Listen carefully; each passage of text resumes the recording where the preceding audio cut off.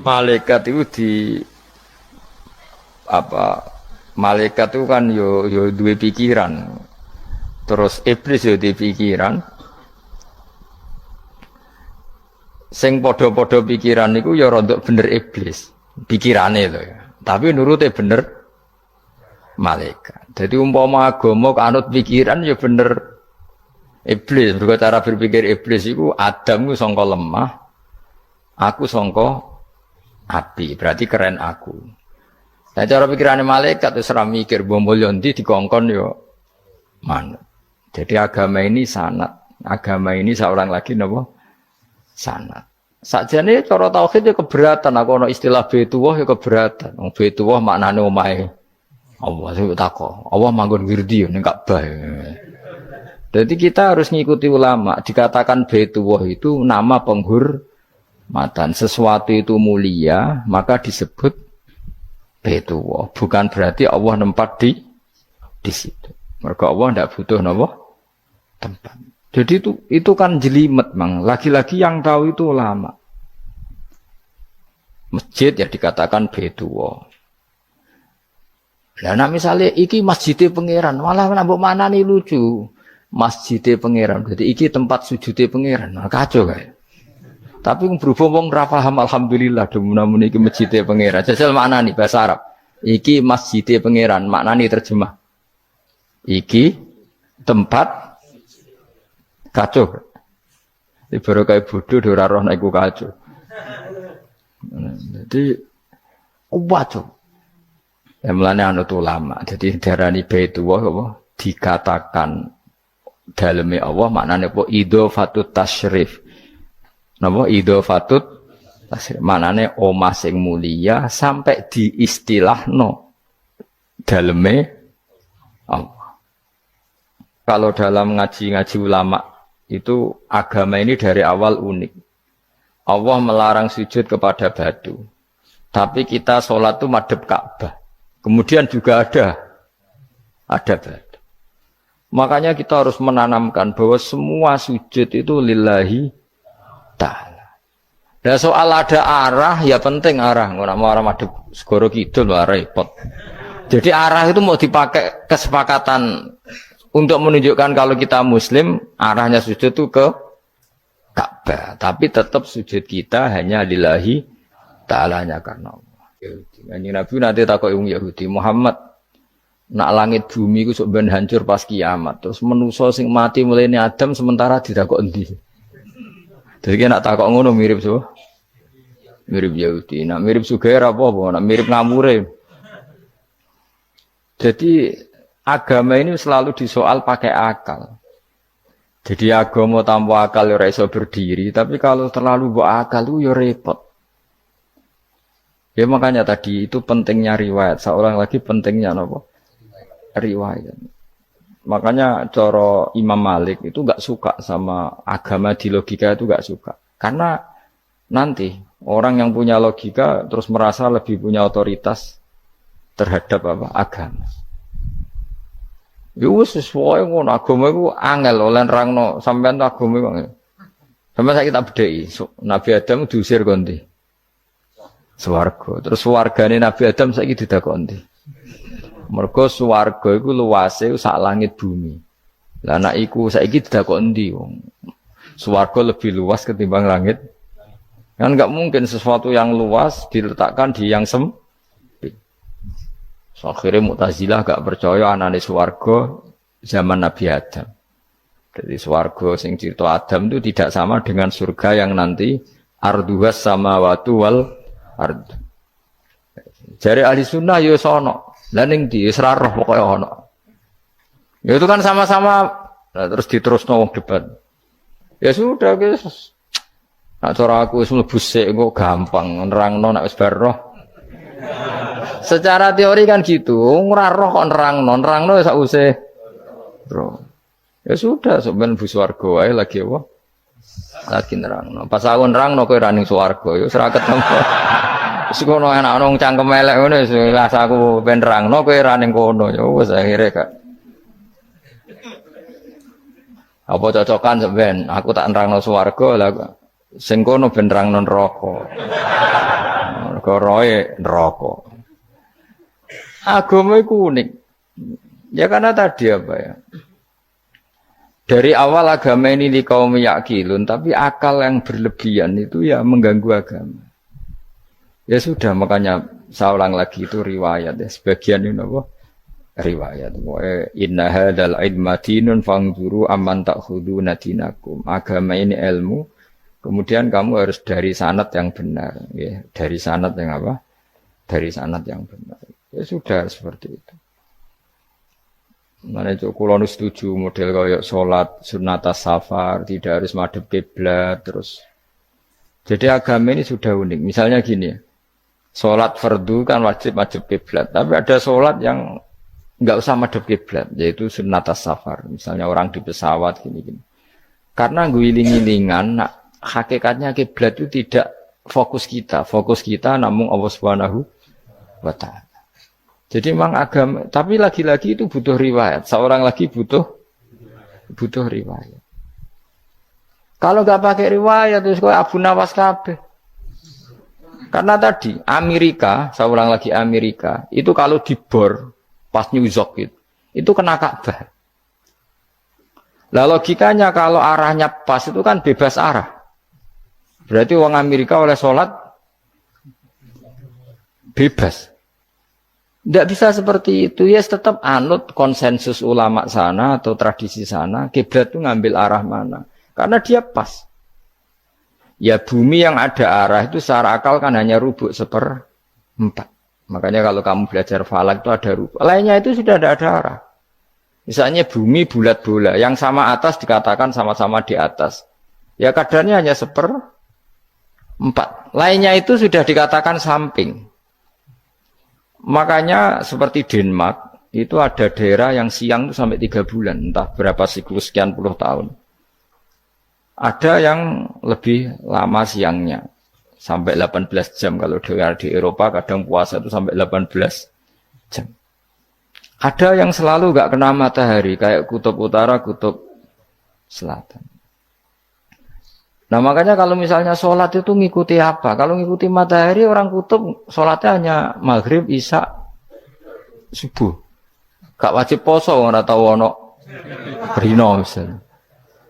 Ya tidak bisa seperti itu. Jadi kalau nuruti logika kan terus berdebat terus. Tapi kalau nuruti rasa sebagai hamba. Orang kutub butuh sujud sama Allah, orang kutub butuh loyal sama Allah dengan memperlakukan puasa. Ya sudah, akhirnya kita harus puasa. Nah, lalu kalau ukurannya matahari, mereka tidak punya matahari. Memangnya puasa itu penyebabnya wujudnya matahari, apa penyebabnya loyalitas sama Allah Subhanahu wa Ta'ala? Loyalitas. Kalau penyebabnya matahari ya, berarti kalau nggak ada matahari, nggak usah apa? Tidak usah seperti itu cara berpikir, makanya ngikuti ulama. Karena ulama yang tahu tradisinya Allah dan Rasul. Ya seorang lagi ulama yang tahu tradisinya Allah dan Rasul. Meskipun ya kadang saya enak dewe ulama. Mereka ya kadang ya mau kalau bolak-balik ngomong. Gak diterang nombek cangkem elek ora paham-paham. Makanya masyhur itu ada kiai di debat sama orang rodok PKI. Pak Kiai, kalau setan dari api masuk api kan biasa. Terus susahnya apa? Mau materinya dari api itu. Kiai itu mek lemah, sawurna raine. Loro cung, nggih sakit. Jare wong kok lemah, kena lemah kok loro. Karena serak kena diterangno. Manusia materinya kan dari tanah, berarti kena dipendem urip-uripan. Piye ya? Ya loro ya, lha ya jare kok lemah kok dipendem ning lemah kok. Karena dijelaskan pakai lisan yang baik, gak paham-paham. Sebenarnya kita ini ingin selalu baik, tapi ada orang-orang diterangkan cara baik-baik itu. Paham. Kayak misalnya ana wong kondo, Gus kula nu bojo kula cerewet ngene-ngene, apike kula pegat. Dicereweti bojo mbek diarani duda iku lara ndi? Oh lara diarani duda isen. Kue payu rabi dicereweti, ambek ra payu rabi jomblo, sakit mana? Sakit distatuskan jomblo. Malah kena dicereweti sabar prestasi baru. Mesti wong ku diwolak-walik. Lan jar wis kula tak malan kula seneng mbek Imam Syafi'i. Kowe dirasani wong ning ngarepmu, diomongi, ambek dirasani seneng ndi? Seneng dirasani cara kowe. Cara Imam Syafi'i bukti ke wibawa, buktine ngomong ning ngarepmu rawani. Jadi Imam Syafi'i itu rileks urip. Ya Aba Abdillah, orang yang tadi muji-muji jenengan tuh kalau di luar maki-maki jenengan. Jadi alhamdulillah. Kok bisa itu kan bukan pengkhianatan. Berarti saya wibawa, di depan saya enggak berani itu.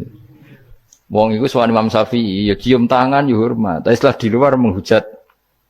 Singkat cerita dilaporkan ke Imam Syafi'i. Orang yang tadi nyium tangannya jenengan itu di luar ngerasani jenengan. Jadi Imam Syafi'i, alhamdulillah berarti aku wibawa, mendengarku rawani. Ya dianggap enteng saja. Terus ada orang misoi Ja'far Shadiq. Sayyid Ja'far Shadiq itu Sayyid putune Nabi, orangnya soleh alim, gurunya Abu Hanifah. Di antaranya gurunya Abu Hanifah itu Sayyid Ja'far Shadiq. Itu kalau dihujat orang diomongin ini. Dimaki-maki. Sampai ke rumah. Pas mau masuk rumah, kamu masih ingin maki-maki saya? Iya. Tak tunggu sampai selesai. Setelah selesai, sudah, sampun, sudah. Masih emosi orang, sudah. Kamu misoi saya berdasar apa yang kamu ketahui. Yang tidak kamu ketahui lebih banyak, maka saya tunggu. Izin sampai terus ketika ditanya, kenapa engkau sabar ketika jenengan saya pisui? Orang ini akhirnya tobat, mencium tangannya, mencium lututnya. Jawab saya Ja'far Shadiq ini. Aturahu tu'sokurhan, aturahu yu'sokurhan. Kowe ora ngrafaham kalimat itu, tapi tak terangkan ben dadi wali. Kowe roh pangeran. Ya tahu. Sing durakani pangeran tuh banyak enggak? Yang maksiati pangeran tuh banyak enggak? Banyak. Lah yung pangeran sing di langit bumi wae dimaksiati, apa meneh trimo aku.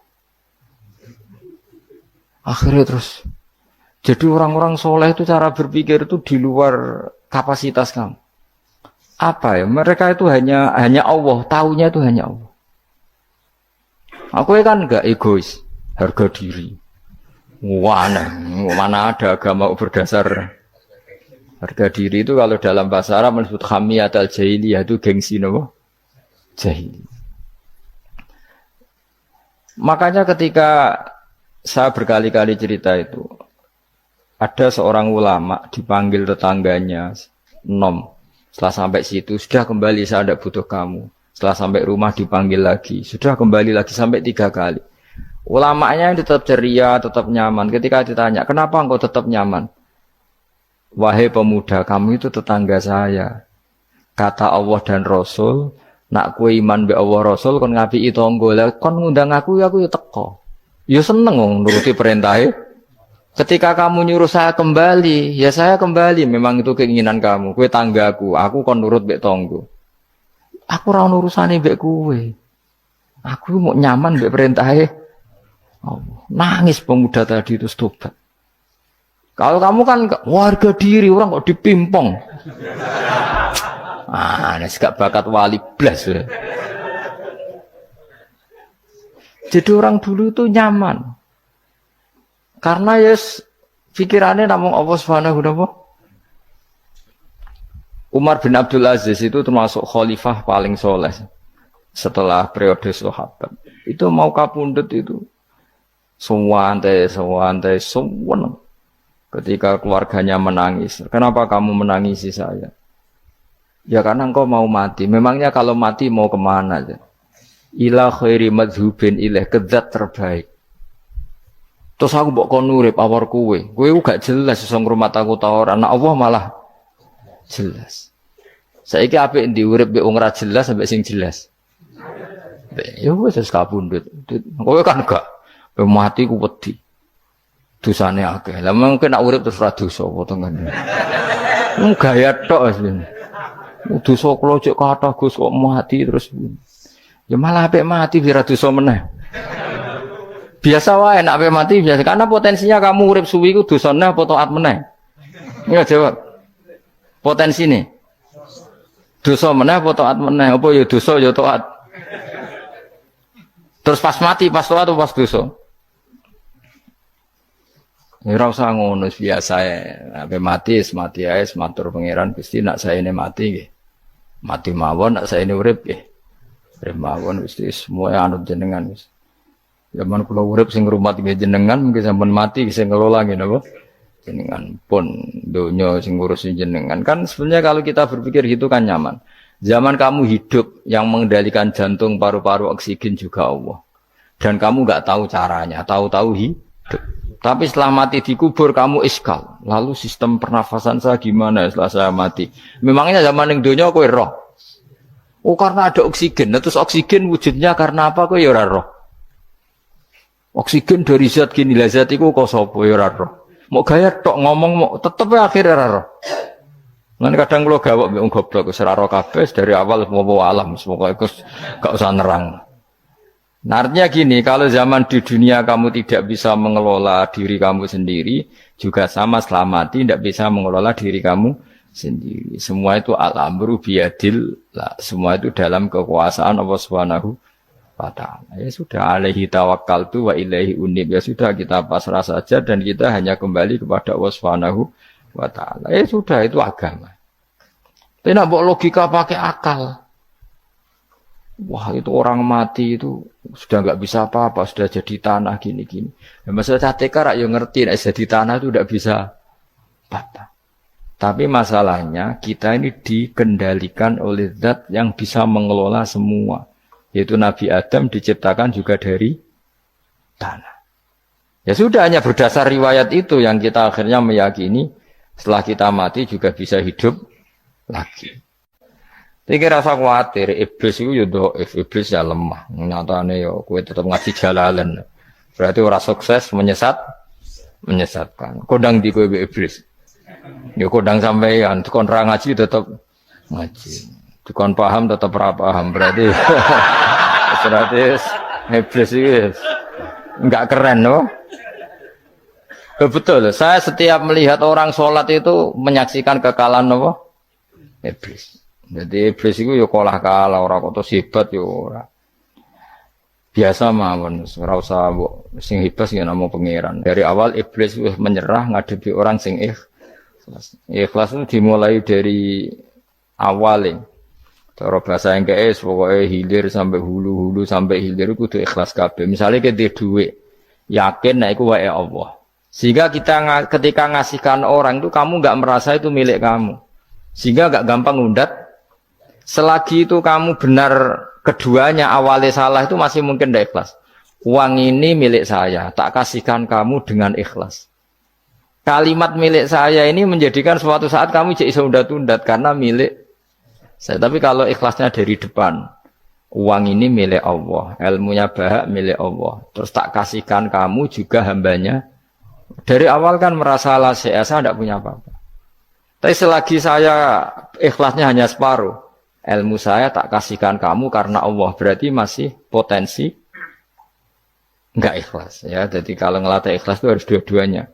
Kamu punya uang milik Allah, punya ilmu milik Allah, punya jabatan milik Allah, kemudian kamu kasihkan sesuai perintah Allah. Itu lebih mudah ikhlas karena la haula wala quwata illa billah. Selagi masih separuh saja salah, itu potensi berikutnya juga ikut salah. Misalnya aku ngurmat yatim kok ikhlas, duitku tak kena. Kata duitku itu menjadikan suatu saat.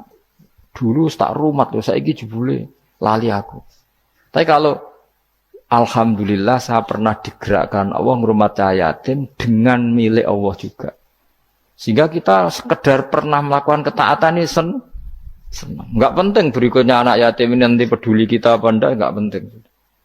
Yaitu ikhlas ya. Ikhlas itu sesuatu yang semuanya lillahi ta'ala ya, dan inna sholati wa nusuki wa mahyaya wa mamati lillahi rabbil alamin. Masyhur itu khilafnya ulama. Apakah malaikat itu termasuk umatnya Kanjeng Nabi Muhammad sallallahu alaihi wasallam?